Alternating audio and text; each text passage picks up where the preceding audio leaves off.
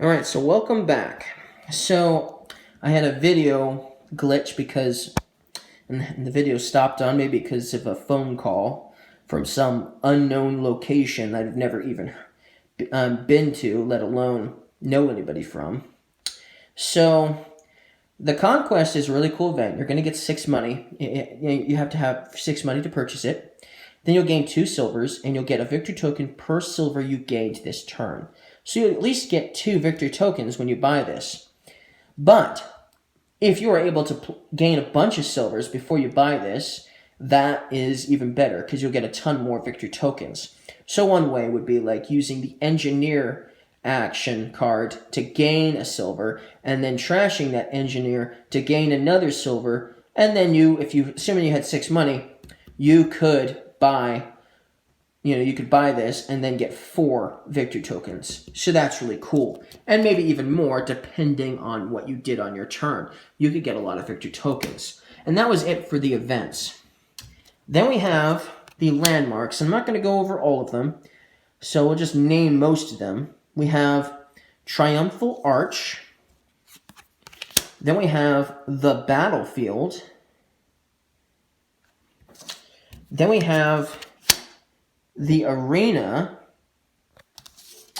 Then we have Obelisk. Then we have the Palace. Then we have Basilica. Then we have the Aqueduct. Then there's Colonnade. Then there's Labyrinth. Then there's the Keep. Alright, and that's all the ones we're not going to go over. But there's still quite a few more landmarks out there besides those. But we skipped those mostly because I just don't like those that much. I don't like the next 3 that much either, but we'll go over them because they're interesting to go over. So we have the wall. When scoring, you'll get 1 victory point less per card you have after the first 15. So usually I like to get a ton of cards before the game is over, and I'm going to lose a lot of points usually because of that. So if you get more than 15 cards, you're definitely going to lose points with this landmark. Everybody is, of course. It's going to lower everybody's score for sure. But if you have more cards than other players, you're going to lose more points than them. So that makes you think about trashing a lot of your cards as well. But most likely, you will not have less than 15 cards after the game is done. Most likely, no. But that is definitely a hard card to play with if that landmark's out. Now, this works well if you are a copper strategist. So I like this one a lot because I'm a copper strategist. And assuming there's a good copper strategy involved, this is a good landmark to have, especially when your opponents are not copper strategists. So when scoring, -2 victory points for each silver and gold you have.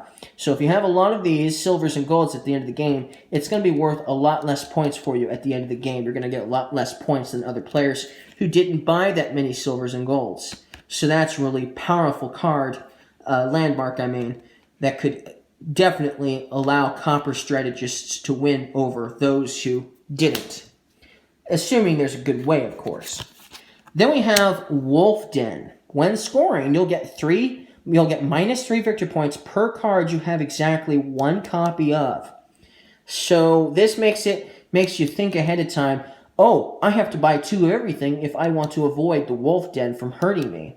So that's something you'll have to note, and you'll have to make sure you plan ahead and buy 2 of each card. But most of the time, you'll think you have 2 of each, and in the end, you'll still have a couple of cards, you only have 1 of each of them, and then you're going to get hit hard by this Wolf Den. Then we have the Baths. Have you ever had a turn where you weren't able to gain anything or buy anything? I'm sure you have. That pesky turn when you get like 1 copper and then the rest of the cards are all victory cards. Or you're playing a game that doesn't have any 2 costing cards except for Estate, and all you have is 2 money. Well, that's the case. Don't gain anything or buy anything if the BAFS landmark is in the game. Because during the setup for this landmark, you're going to put 6 victory tokens per player. So if you're playing with only a couple of players, there's only going to be 12 victory points here in this setup for this pile, basically, for this landmark. But then when you end your turn without having gained a card, you'll take 2 victory tokens from the BAFS. So hey, that works out for you in that case. Oh, I only had 2 coppers and 3 estates. I'm not going to buy anything. I don't need to, because I'm going to get the BAFS landmark here to give me a couple of victory tokens. So that's really cool. That's a pretty cool landmark. Now, the orchard is probably one of my most favorite landmarks in here. When scoring 4 victory points per differently named action cards you have 3 or more copies of. So if there's a lot of good action cards and you bought 3 of each of some of them, you're going to get 4 extra victory points for each action card, differently named action card that you have 3 copies of. Now, this is harder to do if you have a lot of split piles in the game because there's only 5 of them each. So that's really hard to do.